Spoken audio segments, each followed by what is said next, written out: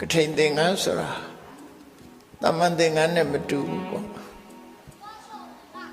လှူခင်းရတဲ့အချိန်ကလာအားဖြင့်တတ်မှတ်မယ်ဆိုရင်တရင်ကျော်လာပြီးကျော်တရက်ကနေပြီးတော့တစောင်းမုံလာပြီးနေအထိတလအတွင်းမှာသာလေကထိန်သင်္ကန်းလှူခွင့်ရတယ်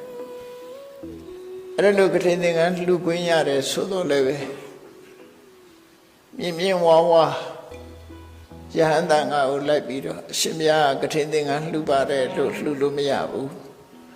ကျောင်းတိုင်းနဲ့ဆက်နွယ်ပြီးတော့တန်ခိကအနေနဲ့သာလှူခွင့်ရတယ်အခုမှရန်ကုန်မှာဘာတွေဖြစ်နေတော့ဆိုလို့ရှိရင်ဝါဆိုဦးလာလို့ရင်ဝါဆိုသင်္ကန်းမှာဖျားလို့လာလှူတယ်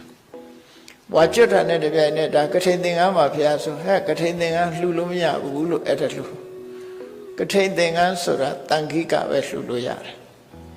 ဝါကျွတ်တာနဲ့ကထိန်သင်္ကန်းမဟုတ်ဘူးနော်ကထိန်သင်္ကန်းဆိုတာတန်ခိကပဲလှူလို့ရတယ်တန်ခိကဆိုတာအများပိုင်သင်္ကန်း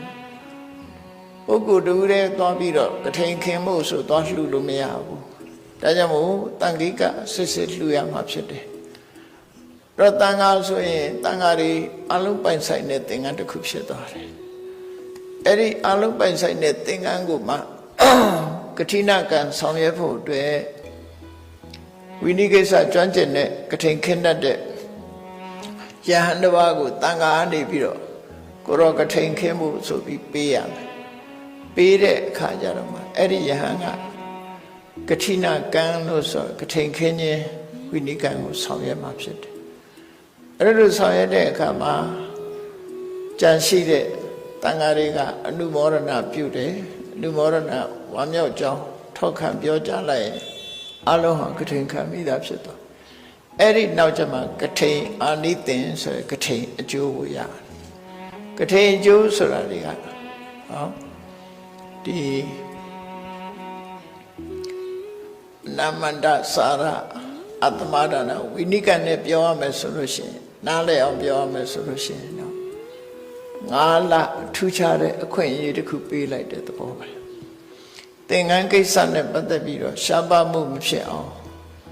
အကာအကွယ်အဆောင်ရှောက်ပေးတဲ့အနေနဲ့မြတ်စွာဘုရားကထိန်သင်္ကန်းကိုခွင့်ပြုခဲ့တယ်ဒီကြောင်းကိုတဝါတွင်လုံး